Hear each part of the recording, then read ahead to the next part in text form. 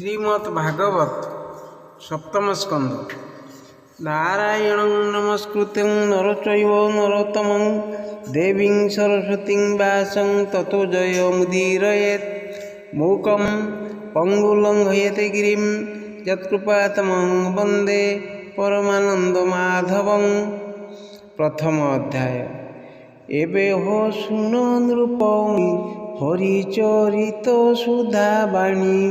जन्म बासना कर्म फले प्राणी भुंजती मही तले। सप्तम स्कंदे भागवत कहिबा सुन एक चित्त। कर्म बासना रूप धरी बेनी प्रकारे से संचरी। शुभ शुभ बेनी पदे प्रकाश करे हेतु भेदे। महत अपमान कोपे जानती से अपना समीपे। पुणी मागंती अनुग्रहे जे कर्म शुभ फल बहे। शुण कहिबा प्रिय भावे जे जही जे मंत प्रस्तावे। वैकुंठे हरिद्वार पाले जय विजय महाबले। से दुई भाई हरिद्वारे खटंती सेवा अनुसारे। तपी मानक कोप फले जन्मिले असुरंक कूले। ब्राह्मणे अपराध करी जन्म लभिले देह धरी। असुर वंशे अवतार हिरण्यकशिप कुमार। से प्रहलाद नर देहे नारद मुनि अनुग्रहे। श्रीकृष्ण चरण कमले निश्चले भजी जोग बले। जन्म वासना हेतु धरी विष्णु भक्ति हेतु करी। विष्णु भक्त होई जेबे भक्ति करे सेही भावे। ताहाकु रखे भगवान न सहे भक्त अपमान।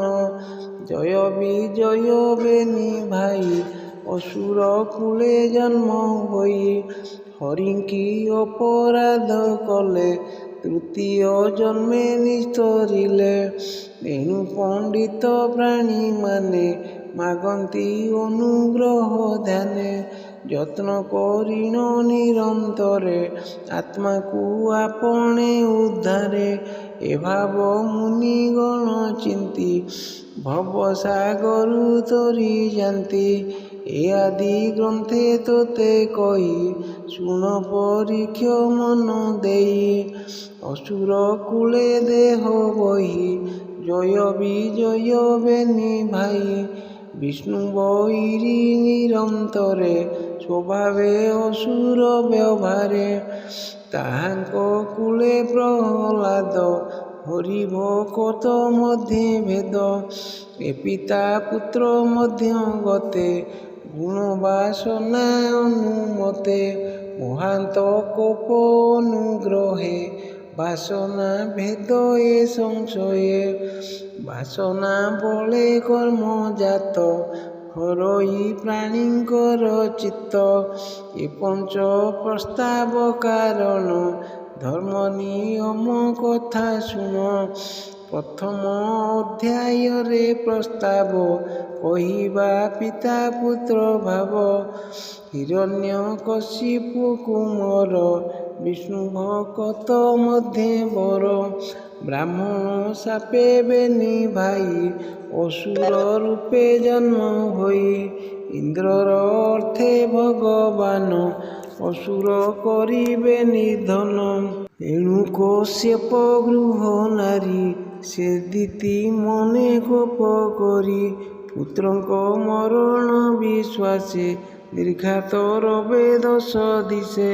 एमंत मुनि वाक्य शुनि बोले सानंदे नृपमणि। परीक्षित उवाच भोमुनि शुण मो वचन। जे हरि सर्व घटे सम। प्रिय सुहृद प्राणींकर विशेषे शरण स्वदर। से किंपा इंद्रंक बोलरे निर्दये असुर संहारे। ବିଷମ ମତ ଏହାଙ୍କର, ଯେ ହରି ଭକତ ସୋଦର। ସୁରଗୁଣଙ୍କ ନିମିତ୍ତରେ ନିଷ୍ଠୁର ପ୍ରାୟ କର୍ମ କରେ, ଯେ ହରି ସର୍ବଜୀବପତି, ସେ କିମ୍ପା ବିଚାରେ ଅନୀତି। ଅଶେଷ ଜନ୍ତୁ ହୃଦେ ଥାଇ, ଅନ୍ତର ସମସ୍ତ ଦେଖଇ, ଆତ୍ମାର ନିସ୍ତାରଣ କରେ, ସେ କିମ୍ପା ଭେଦକୁ ବିଚାରେ। ଦେବ ଅସୁର ତାର ଦେହି, ସମ ବିଷମ ତାର ନାହିଁ। ସ୍ୱଭାବେ ତ୍ରିଗୁଣ ଶରୀର, ସେ ନିରଞ୍ଜନ ନିରାକାର। ନିର୍ଗୁଣ ସତ୍ୟ ବେଦପତି, ସକଳ ଭୂତେ ତାର ସ୍ଥିତି। ଏଣୁ ଗୋବିନ୍ଦ ଗୁଣ କର୍ମେ, ସଂଶୟେ ମୋର ମତି ଭ୍ରମେ। ପୂଜଇ ଚରଣ ତୁମର, ମୋର ସଂଶୟ ଦୂର କର। ଶ୍ରୀ ଶୁକ ଉବାଚ। ଭୋ ନୃପ ତୋର ସାଧୁ ବାଣୀ, ତୁଜେ ପଚାରୁ ପରିମାଣି। ଅଦ୍ଭୁତ ବିଷ୍ଣୁର ମହିମା, କେ ପା ଜାଣିପାରେ ଗୁଣ ସୀମା। ଏ ଗ୍ରନ୍ଥ ଭାଗବତେ ପୁଣ, ଏ ବିଷ୍ଣୁ ଭକତି ଲକ୍ଷଣ। ପରମ ପୁଣ୍ୟ ହେତୁ ବାଣୀ, ଯେ ଶୁଣେ ଯେ ବା ମୁଖେ ଭଣି। ନାରଦ ଆଦି ମୁନି ଗଣେ, ଯାହା ଭଜନ୍ତି ଅନୁକ୍ଷଣେ। ବ୍ୟାସ ଚରଣେ ସେବି ମୁହିଁ, କହିବି ଯାହା ମୁଁ ଜାଣଇ। ସେ ହରି ସ୍ୱଭାବେ ନିର୍ଗୁଣ, ପ୍ରକୃତି ପରମ କାରଣ। ସ୍ୱଭାବେ ସର୍ବଗୁଣ ପର, ବ୍ରହ୍ମା ଶଙ୍କରେ ଅଗୋଚର। ସେ ମାୟା ଗୁଣ ଆଶ୍ରେ କରି, ବ୍ୟାଧି ବ୍ୟାଧକ ରୂପ ଧରି। ସେ ସତ୍ୱ ରଜ ତମ ଗୁଣ, ପ୍ରକୃତି ଏହାଙ୍କ ପ୍ରମାଣ। ଆତ୍ମାର ଗୁଣ ଏ ନୁହନ୍ତି, ପ୍ରକୃତି ରୂପେ ପ୍ରକାଶନ୍ତି। ଉଦୟ ଅସ୍ତ ଏକ ବେଳେ, ନୁହନ୍ତି ସୂଚି ସଙ୍ଗ ମେଳେ। ସୃଷ୍ଟି ପାଳନ କାଳେ ହରି, ସତ୍ୱଗୁଣକୁ ଆଶ୍ରେ କରି। ଦେବତା ଋଷି ରୂପ ହୋଇ, ସ୍ୱଧର୍ମେ ସୃଷ୍ଟିକୁ ପାଳଇ। ରଜଗୁଣକୁ ଆଶ୍ରେ କରି, ଅସୁର ଗଣକୁ ନିସ୍ତାରି। ଯକ୍ଷ ରାକ୍ଷସ ତମ ଗୁଣେ, ଭଜଇ କାଳର ପ୍ରମାଣେ। ଜ୍ୟୋତି ଆକାଶେ ପ୍ରକାଶଇ, ବିଚାରେ କାହିଁ ନ ମିଳଇ। କାଷ୍ଠ ସଂଯୋଗେ ଅଗ୍ନି ଯେନେ, ଜ୍ୱଳେ ବାୟୁ ସଂଚାର ସ୍ଥାନେ। ଆକାଶ ଯେନେ ଜଳ ଘଟେ, ତେମନ୍ତ ରୂପେ ସେ ପ୍ରକଟେ। ମାୟାରେ ନାନା ରୂପ ହୋଇ, ସେ ମାୟା ତାକୁ ନ ଲାଗଇ। ଏହା ବିଚାରି ମୁନି ଜନେ, ଆତ୍ମାକୁ ଆତ୍ମା ଅନୁମାନେ। ସଂଶୟ ନ କରନ୍ତି ମନେ, ହରି ବିଷୟ କ୍ରୀଡ଼ା ସ୍ଥାନେ। ସେ କାଳେ ମାୟା ଯୋଗ ଅର୍ଥେ, ପୁରୁଷ ଜୀବ ଏହି ମତେ। ରଜଗୁଣରୁ ସୃଷ୍ଟି କରେ, ସତ୍ୱରେ ବ୍ରହ୍ମ ରୂପ ଧରେ। ଦେବାଦି ଯୋନି ଦେହ ମଧ୍ୟେ, କ୍ରୀଡ଼ା କରଇ ସେ ଅବାଧେ। ରମିବା ଅର୍ଥେ ଭାବଗ୍ରାହୀ, ଅଶେଷ ଜନ୍ମରୁ ଦେ ସେଇ। କ୍ରୀଡ଼ାର ଅନ୍ତେ ସେ ଆପନେ, ସୃଷ୍ଟି ସଂହାରେ ତମ ଗୁଣେ। ସେ ପୁଣି ସୃଷ୍ଟି କାଳେ ହରି, ଜୀବ ପ୍ରକୃତି ରୂପ ଧରି। ପ୍ରଧାନ ପୁରୁଷ ଏବେନି, ନିମିତ୍ତେ ତାକୁ ସଙ୍ଗେ ଘେନି। ତାଙ୍କ ଆଶ୍ରୟ ସଙ୍ଗ ମେଳେ, ଭିଆଏ ନିମିଷାଦି କାଳେ। ସେ କାଳ ହରି ଆଜ୍ଞା ଘେନି, ପ୍ରଧାନ ପୁରୁଷ ଏବେନି।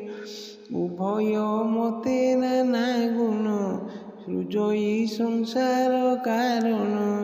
ସେ ହରି କାଳ ରୂପେ ଧରି ସାତ୍ୱିକେ ଦେବଙ୍କୁ ଧରେ।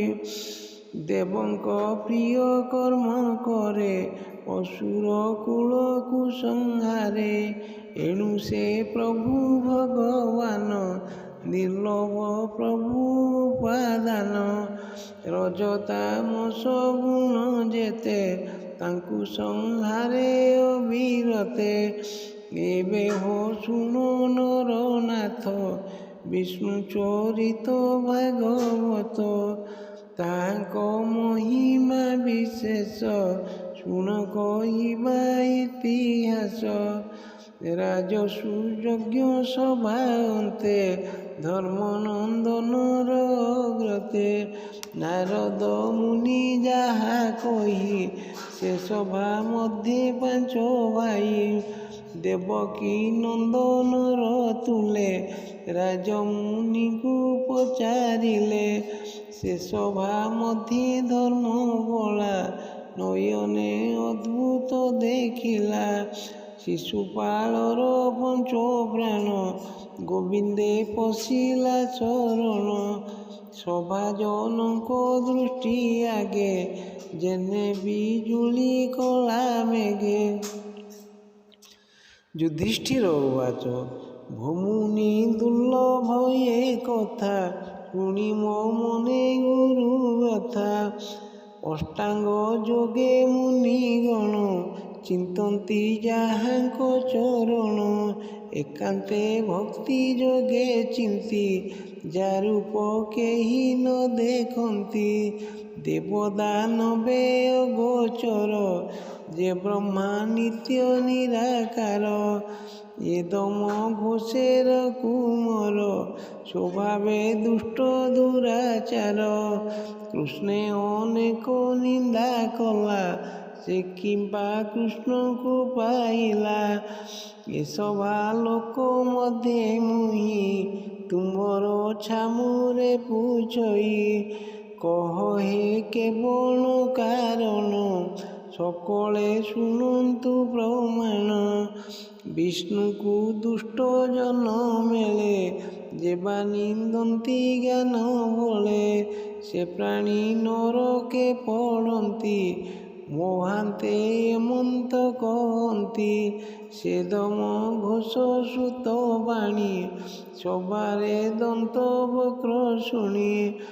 ସେହି ଅନେକ ନିନ୍ଦା କଲା ମୋତେ ତ ସନ୍ଦେହ ଲାଗିଲା। ଏବେ ନିଜନେ ନିନ୍ଦା କଲେ ସଭାର ମଧ୍ୟେ ଏକ ତୁଲେ। କୃଷ୍ଣଙ୍କୁ ନିନ୍ଦା କରି ତୁଣ୍ଡେ କିମ୍ପା ନ ଗଲେ ଯମକୁଣ୍ଡେ। କେବଳ ହେତୁ ବେନିବିରେ ପଶିଲେ କୃଷ୍ଣର ଶରୀରେ। ଏବେ ଭ୍ରମଇ ମନ ମୋର ମନ ବନେ ଯେ ସେନ ହୁତାସନ। କାରଣ କହ ମୁନି ମୋତେ ଶୁଣି ମୁଁ ଯିବଇ ପରତେ। ଏମନ୍ତ ରାଜା ବାକ୍ୟ ଶୁଣି ସାନନ୍ଦ ମନେ ବ୍ରହ୍ମ ମୁନି। କହନ୍ତି ରାଜାର ଅଗ୍ରତେ ସମସ୍ତେ ଶୁଣନ୍ତୁ ଏମନ୍ତେ। ନାରଦ ଉବାଚ ଯାହାର ନିନ୍ଦା ସ୍ତୁତି ଅର୍ଥେ ମନୁଷ୍ୟ ଶରୀର ଜଗତେ। ପ୍ରକୃତି ପୁରୁଷ ସଂଯୋଗେ ଜନ୍ମଇ ଅବିବେକ ଭାବେ। ବଢ଼ଇ ହିଂସା ଅଭିମାନେ ଦ୍ୱନ୍ଦ୍ୱ କୁଟିଳ ଅବଧାନେ। ମୁହିଁ ମୋହର ବୋଲି ଜାଣେ ଯାବତ ବସଇ ତ୍ରିଗୁଣେ।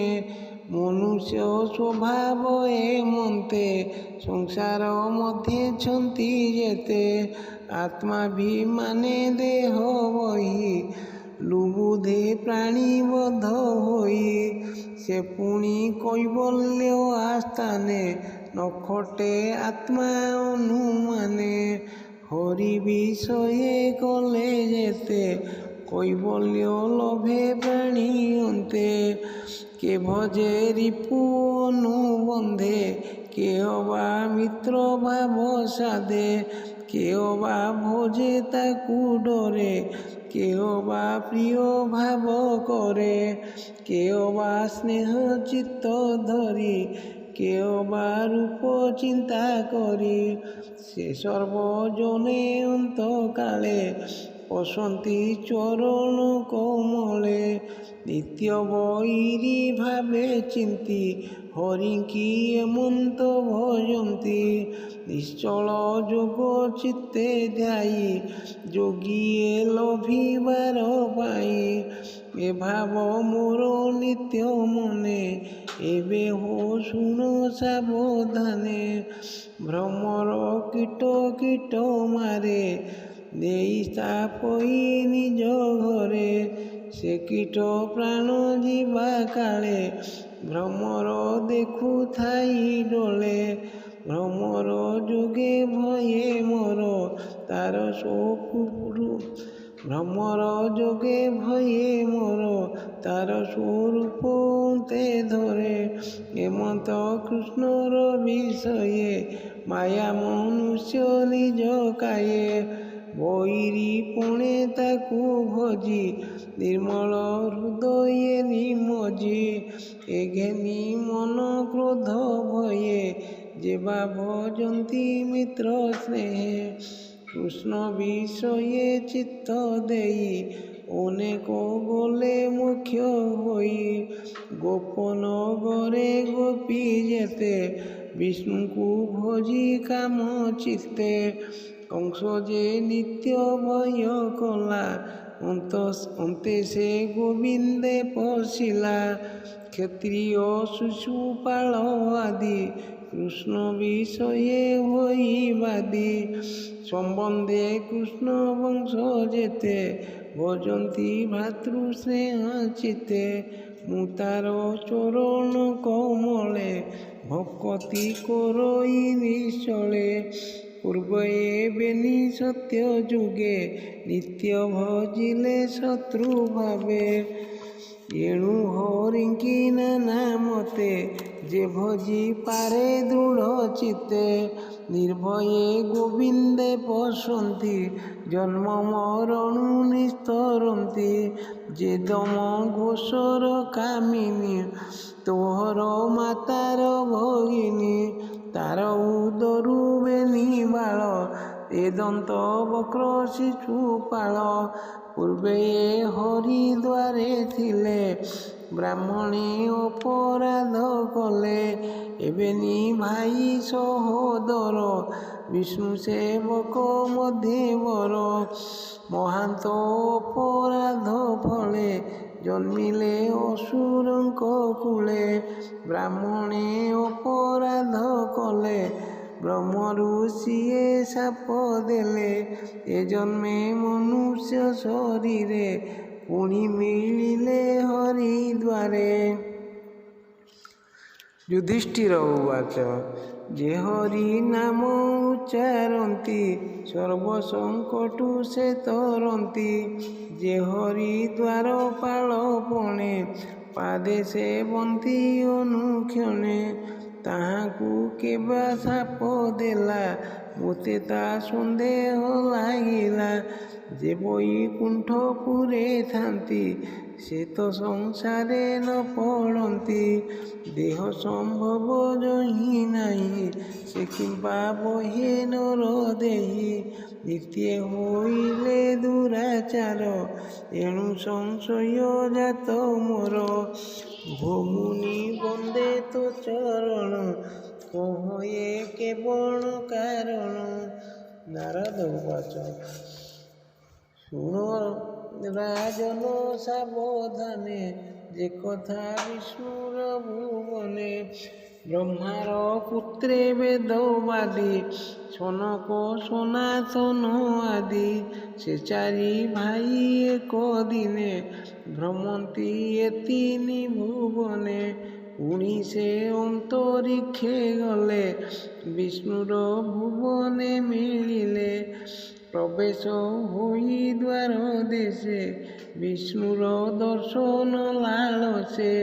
ଜ୍ୟେଷ୍ଠ ଅଟନ୍ତି ସେହି ମାନେ ମରିଚି ଆଦି ମୁନି ଗଣେ। 5 ବରଷ ବାଳ ପୋଏ ସର୍ବେ ଦିଶନ୍ତି ଏକ ପ୍ରାୟେ।